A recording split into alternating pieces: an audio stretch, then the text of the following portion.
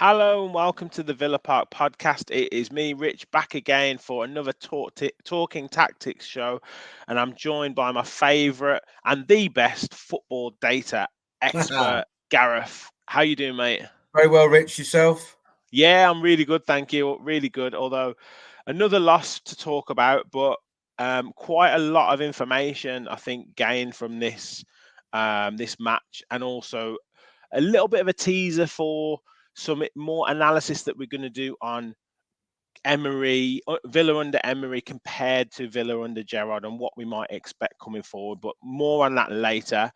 Um, and then also just so much analysis in terms of tactical play from City, how Villa tried to combat that, and also kind of how potentially positive some of the substitutions were in that second half, and again players that might be playing themselves into the team, mate. So loads to cover, haven't we?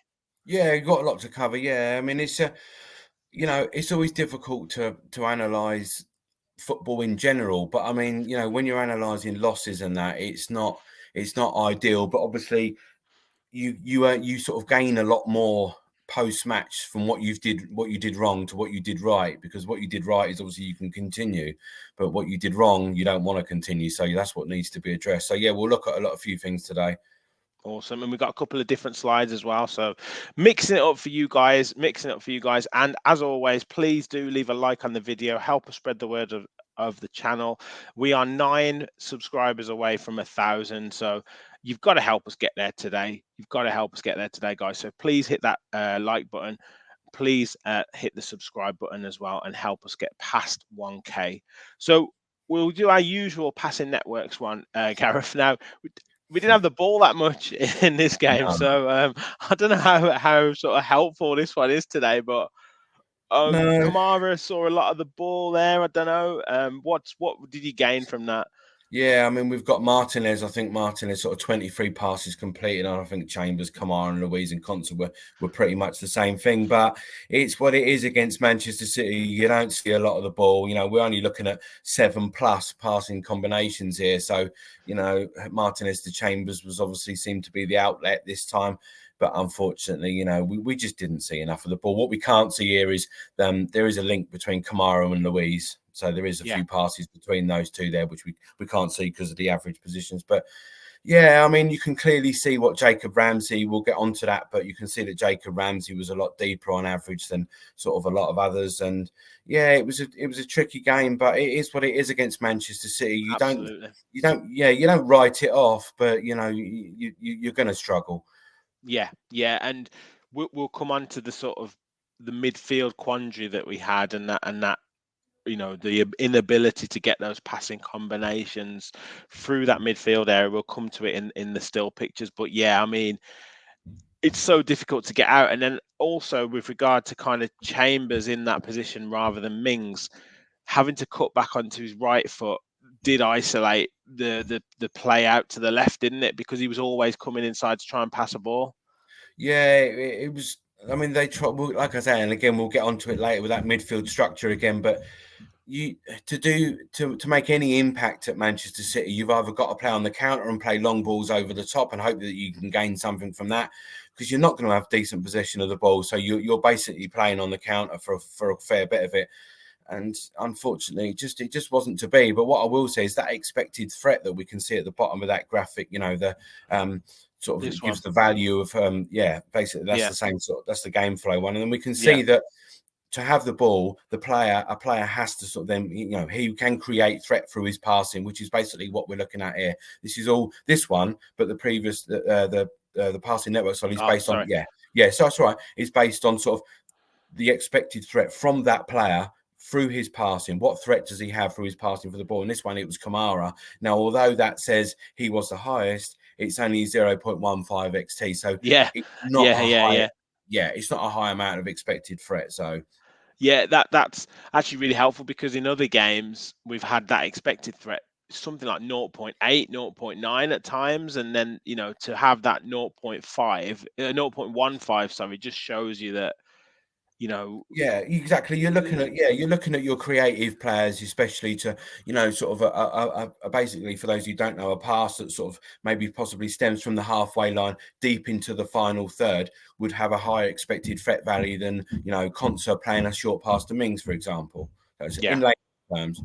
I get you. I get you. Yeah, that's really helpful because it just shows you're not gonna the the areas where you could potentially get balls that are threatening against Man City. You've got to capitalize on them Yeah, because exactly that. I mean, yeah, something like, sort of a long ball over the top, let's say, a long ball over the top from Chambers, deep into sort of the final third for Manchester City to Watkins would have a decent expected threat value on that pass.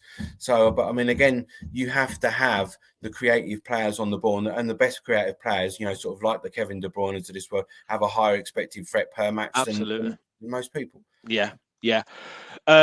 On to before we get to that, the game flow one, which I did show before, we'll go on to sort of the normal XG here. And I mean, a couple of efforts for Villa, particularly late on in the game, but not, it's a tale as old as time against Man City at the Etihad, isn't it? You're not going to get much. No, it is what it is. Again, it's the same sort of, you've got to be really on your game. You've got to be sort of like Brentford did and like Crystal Palace or Newcastle did, I think, the season before. You've got to really hope that you've got to have one of those one-off games where everyone playing a blinder, Manchester City are not at their best, and you hope that you can probably get something from the game. But we didn't take enough shots. We weren't creative enough, even when we had the ball, and Manchester City, it's a common shot map. Yeah, yeah. And that takes you into the timeline here. And it's it's just again, it tells the story of us It kind of does. having no threat throughout the game, really. Yeah, it does, and I mean, and this is why we have different sorts of visuals that we can produce with the data to show different things. This shows, for instance, the timings of those shots, so you can see, based on substitutions, does something improve? There's lots of different ways at looking at different plots, and that's why we do sort of all these different plots to give people an idea, and the analysts an idea, and the manager an idea as to when sort of things are happening in that game. Yeah, yeah. So I guess it does slightly indicate the threat or the change of not the well maybe threat, but the change of approach when Duran came on to a Bailey, and we did start to get more opportunities, and Coutinho was brighter, wasn't it? So although they were tough shots to take, they did actually threaten. Yeah, I mean, like you say, you're looking as a manager will always say, and so, I've sat next to managers on the sort of in the stands sort of briefly, with my laptop on my lap, and you are looking for your substitutes to make an impact. That's all managers want to ask, and I think that happened on Saturday. That happened. I think on Sunday they did well, but you've got to have the ball in those deeper areas to try and affect the game, and Coutinho did that when he had the ball at his feet. You could see he was trying to affect the game, but that timeline again is I've took the penalty out of that because the penalty is sort of based at 0.79, so we take the penalty out of that to sort of show that, so it's a basic level. But yeah, it was a shame. It was just we just didn't have the ball in the right areas, to be honest. Yeah, and then I did tease this one. So just talk to us through this. So it's X threat game flow. Yeah, Sorry, talk us through this one, mate. yeah, the expected threat concept was already sort of invented by sort of Karun Singh, who's now an analyst, a data analyst at Arsenal. So he really did fantastic work on all this initially, and sort of like previous conversations with him a few years back when this sort of first come about, and sort of I tried to implement and try and sort of copy what he was doing and see how he did it. And I've used this for quite a few years now, but don't sort of publicly put it out there a great deal. But I wanted to show people how throughout the course of a game, the expected threat for those teams sort of equated. And we can pretty much see that, City dominated for basically the whole of the first half, and the higher points are the higher expected threat sort of times were sort of maybe they were closer to the goal. The passing was a lot better, was more of a threat, and there were opportunities on goal. So that's the same sort of thing as awarded in terms of XG. Every pass is awarded a number, and therefore that equates to sort of we can sort of smooth that over the course of 95 minutes.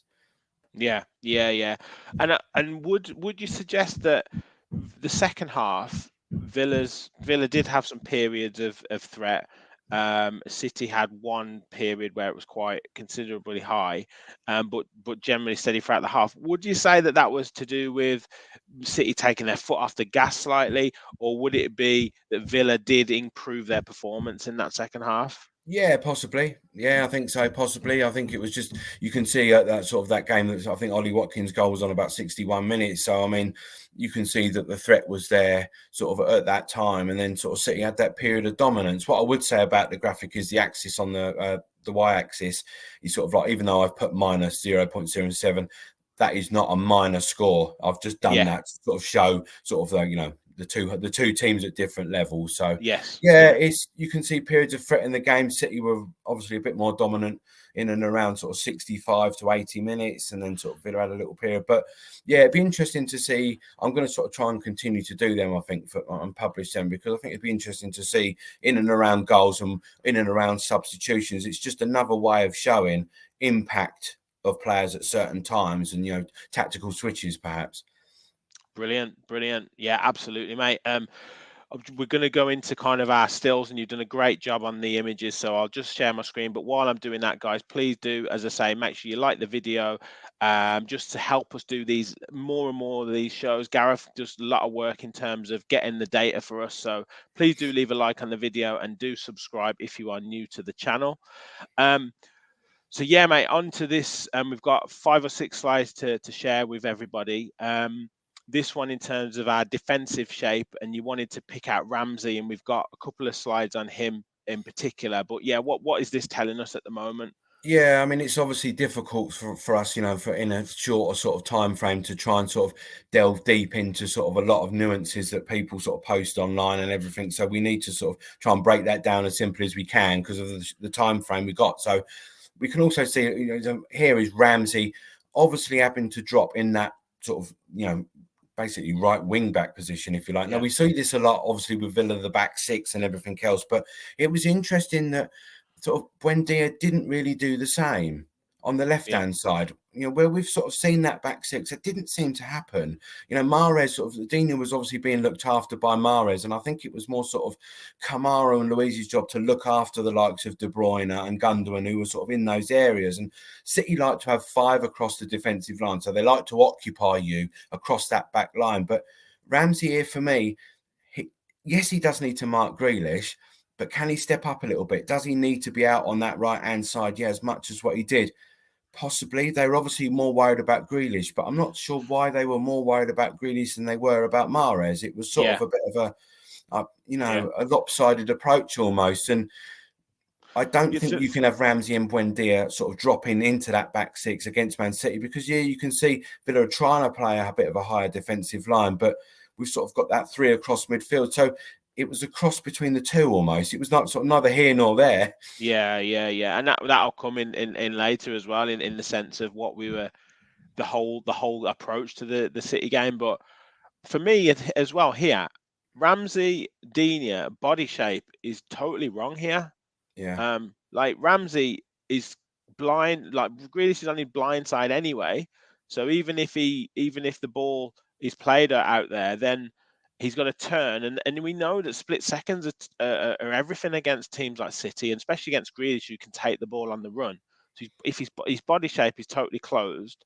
But yeah, I agree. If he's in that position, it's got to be a much better pass to get to Grealish's toes, and also then Ramsey could get out to Silva here on the left, and then Digne's body position is wrong as well. Like if he's opened out a little bit more, then he can step into De Bruyne. I know he probably thinks De Bruyne is getting the ball, but also then if he switches it out to where Mahrez would be, then he can get out to him quicker. I just feel like our body shapes are wrong here. Yeah, I think they were worried. They tried to keep a narrow back four, Villa, because they were worried about those spaces being exploited by the likes of De Bruyne and Gundogan in those half spaces. So I get the narrow back four, but you're right. The ball is in the centre of the pitch. They don't know which way that ball is going to go. It looks like it's coming to Rodri here. I can't remember. But, you don't have to be the width of the pitch if the ball is on one side. You can leave Grealish spare on that far side, but with the passing ranges of the City players, they're worried about switches. You're kind of what do you do? It's, what do you Yeah, do? no, I understand. It's just like you say, if the ball is, you don't know where the ball's going to go, then you're shutting yourself off. I mean, Chambers' position, his body position isn't great either, Yeah, but yeah, it's difficult as well, and it's a still image in one yeah, particular instance. So yeah, yeah. you could look at that forever. Now, Bernardo Silva. Now, I think Arsenal struggled with Bernardo Silva yesterday as well because he switched position a couple of times, and he's employing him in this left back spot, but is it really a left back spot, Gareth? No, it's not really. I mean, like you say, I think it'd be interesting for people now. A lot of people would have watched that City game yesterday and they would have seen these similarities. Yeah, they had a massive issue. It was clever by Pep. I've got to say, people can knock it all they want, but he was a hybrid left back, if you like. He was moving into midfield. He would support play forward. So yeah, it was. They didn't know what to do with him. They didn't know what to do. They just really didn't. I mean, Yeah, normally you would see Ramsey pushing onto him in that position there, but he's concerned about Grealish. I think Ramsey was a little bit too strict in what he was doing. He was obviously told to keep an eye on Jack, and that was what he was to do. And he sort of couldn't then make up his mind on field whether to sort of, he could have pushed in up on Bernardo Silva at certain places in the game, but he didn't, and it was so, yeah, again, it was decision making on the pitch. yeah, yeah. And they're such good players, aren't they? They if Ramsey had stepped up onto Silva and pushed him back, then someone else, Gundogan, would have had more space, or Grealish would have dropped into the inside or whatever and picked up the ball. So I do understand it is very, very difficult. So yeah, You've we've got got to give a little bit of yeah. It's just all grace. about being brave, though. What do you want to do? Yes, Do you want to press yes, in or do you not? yeah.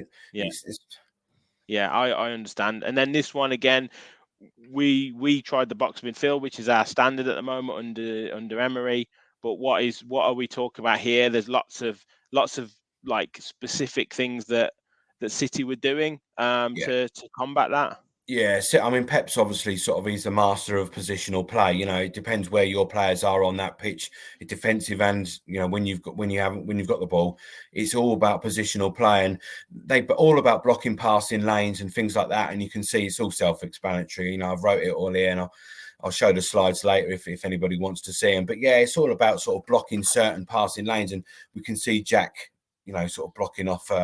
Can't see who that is. Is it Jacob Ramsey in there? But Ramsey, yeah, yeah, yeah, and you can see De Bruyne stepping up. Rodri's sort of got Bendia behind him. They know what they're doing. That City midfield, then that midfield, they're sort of a midfield four, but it is narrow because they know that Villa like to play that box midfield and get the sort of Bendia and Ramsey into central areas to receive the ball to turn, and they just blocked all that off. And it's not about sort of pressing necessarily. It's just all about positional play, and they just nullified it. yeah. Is this an area where I know you talked before about kind of playing that longer ball, turning the defense. And is this where like Leon Bailey? I mean, Watkins did his best and stuff, and that's not his necessarily his best strength.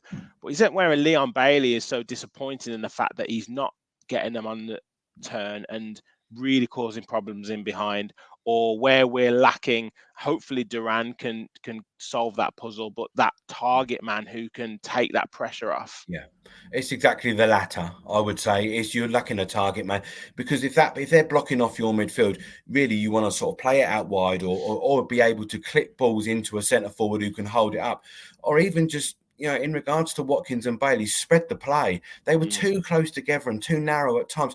Just spread yourselves either side of the centre backs, in between the full backs, and then you've got options. Sort of whichever way we can pass the ball at the back, you've got options to clip that ball over the top and down the line.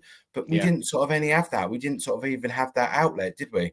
No, no, no. It's disappointing. And then again, highlighting build-up play struggles here. I guess this is where you want Luiz to be running into these, like moving into these areas to help the players get the ball out. But again, it's clever play by City, isn't it? Again, Yeah, as well. but exactly that. But Douglas Luiz is standing with his hand on his hips. Yeah, What's going on? He's got to be moving into that middle space. You can see Kamara's bringing De Bruyne out. De Bruyne is being taken in by Kamara, so that space is opening up. Yeah. You know, and once Luiz moves into that space, Digne can move up out left. You know, what does Mahrez? That makes Mahrez make a decision. Does he go with Digne? Does he press Douglas Luiz, who'd be on the ball at that point? You know, it's almost like a sort of It's bravery again, isn't it? And this is yeah, where we're talking about sometimes Luiz can hide a little bit. Kamara, the last couple of games hasn't been fantastic, but he was pulled all over the place on Sunday.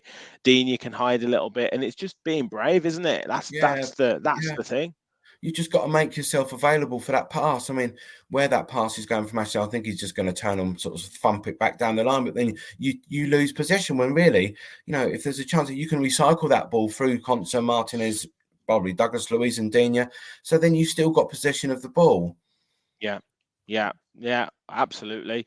And then last couple now, the pressing, and this is where we were talking about. We're neither here nor there. We were neither really high press or standing off to block passes. We were kind of just in no man's land here.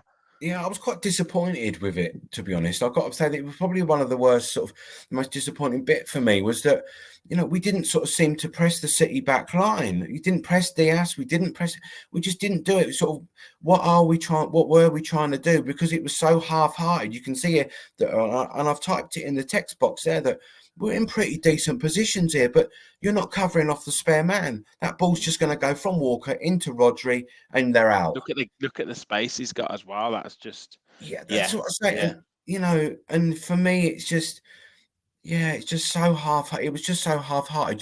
You're either going to drop off or you're going to press.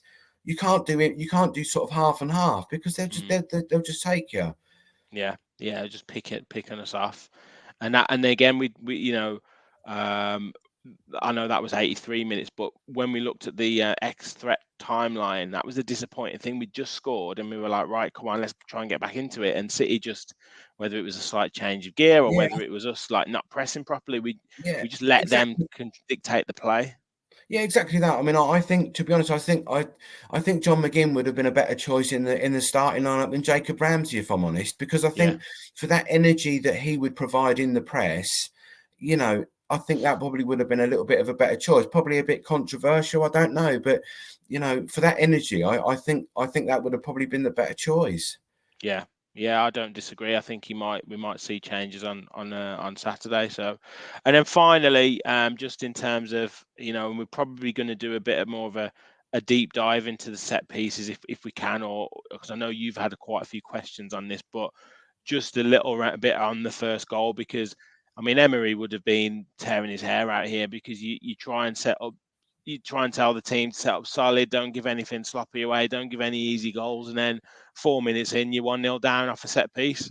Yeah, it's a manager's worst nightmare. Start well, go on the front foot, at least start well, don't concede, especially at Man City. Get through periods of the game, break it down, first 15, next 15, next 15, and so forth, and don't concede early. And yeah, like you say, we discussed this sort of before coming on air, but there's a lot. I've had so many messages about sort of Aston Villa set pieces, and like you said, Austin McPhee, what are we doing here? And this is such a basic goal to concede. I can't stress how basic this is. Near post runners, 2 blockers. It's just basic. It's so basic. But because it's so early in the game, we're not switched on. We can see where the 2 dots are. Where this is where you've got to have men. You know, it's all very well having one Ollie Watkins at the front post, but what's Ashley Young doing? He Yeah, doesn't need to be there. You have a man at the front post, or you have sort of staggered men in those positions, or one on the edge of just to block that near post run because you can see what's going to happen. You know, and they must have studied set pieces. They would have seen it on the video. And again, like I've typed in the text box, Diaz could make a run. All they've got to do is Rodri stays as the blocker and doesn't make that near post run. He stays as a blocker because Diaz can go around the back post and there's another free header. yeah, You yeah. know, It's it's just basic. it's It's so so poor. basic. Yeah, I mean, yeah, as I've said, as a team, as a manager, as a coaching staff, you've got 4 areas. You've got in possession, out of possession. You've got attacking set pieces and defensive set pieces. And at the moment, at least two of the 4 areas, attacking set pieces and defensive set pieces, we're almost the worst in the league at. So you're not doing yourself any favors in games if you can't do that. So No, and I think No, and I think especially when you've got a specific set piece coach, which not all teams have got. A lot of sort of coaches I know that sort of some work on sort of the defensive setup, some work in possession, and then you've got one that just specifies with set pieces. Yet he's not a set piece coach as such. He just sort of they sort of work it out amongst themselves, sort of thing. But yeah, that he's going to be so disappointed with that. And I think not having Tyrone Mings at that near post sort of maybe could have contributed to it a little bit more, but you can't allow It's near no post runners excuse. like that. Yeah, You can't. yeah. We so that's kind of the real analysis of the City game, and like I say, fantastic stuff, Gareth. We want to just tease a little bit again for a potential Q&A show that we want to do. We want to do a live show in terms of you guys getting your questions in. Please send them to us at Villa Park Pod. Just DM us or pop it in the chat. But yeah, we're going to do that in the next couple of weeks. But a little teaser slide. You wanted to talk around comparison with Emery to Gerrard and is it around XG for and XG against, isn't it? Which graphic do you want to look at first? Do you want to look at this one or the Yeah, no, that's explanation? fine. Yeah, that's fine. Yeah. Yeah, I mean, what we're sort of trying to look at here is there's a lot of different ways of analysing sort of seasonal data, if you like, across managers, and then doing comparisons between those two. And I've done this for every Premier League team, and luckily, a son of a corner who's a sort of a really good sort of analyst who's sort of putting stuff out on Twitter, tutorials and stuff. And I've used his for this. So kudos to him for a start. But I've done this for all Premier League teams. And we will look at sort of later on in sort of another pod, like you say, comparisons to other teams about sort of in and around us, maybe how we are doing in comparison to others. But yeah, here we can see Unai Emery, I think, has had 9 games. Gerrard had 11 games at the start of the season. So we're basically looking at this. This is on a 5-game rolling XG average. So over every 5 games, XG against XG4. So this is not just a rudimentary what we are conceding XG. No, now it's over a 5-game rolling average. And what I will say is this is slightly skewed by the fact that we've conceded 8 games. Was it something like 9 goals? Yeah. 14 goals in something like 5 games. So it's not great. So that's skewed, obviously, the 4 against Leicester and the 3 against City. So we're looking at slightly skewed because things started quite well, as we can see briefly. And then sort of things have gone a little bit awry. So, make up your own minds. Make up your own minds. But the graphic is there for a reason. And this is all basically, I've took out, not used the Aaron Dank games because it's just not feasible to do it. And like I say previously, it's skewed slightly by conceding 9 in the last 5. So you're basically conceding 9 exactly, and it says 9.88 expected goals against. So you're conceding exactly what would be expected of you. Again, not great, and scoring 6 from 6.38. So it shows that we are scoring goals at 6, but we're not creating a great deal, not enough. And we know that reflects on the pitch. So the data therefore backs that up. And yeah, we're going to look at that a little bit more sort of in depth. And like you said, people get their questions in, and we'll try and look at sort of certain different things and see what we can do. Yeah, well, there's lots to cover because that kind of new manager bounce that we've talked around and the freshness of Emery coming in. That's gone now. We've got him as our manager. He maybe didn't get the targets he wanted in January. So are we looking at just seeing out the rest of this season?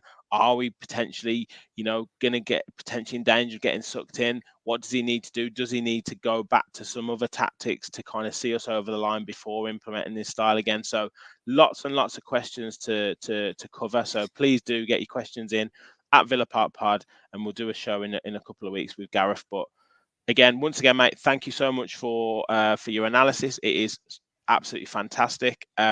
Again, where can people find you? Your following is growing by the hour, mate. But where can people find you? Yeah, find me at that Gareth AJC. Yeah, make sure you like and subscribe to this podcast because it takes time to do these things, and we're trying to sort of give that lot a bit of analysis and a bit of an insight into how things are done, sort of in a professional capacity. So yeah, awesome. Cheers, mate. And yeah, we'll be back with a preview for the Arsenal game.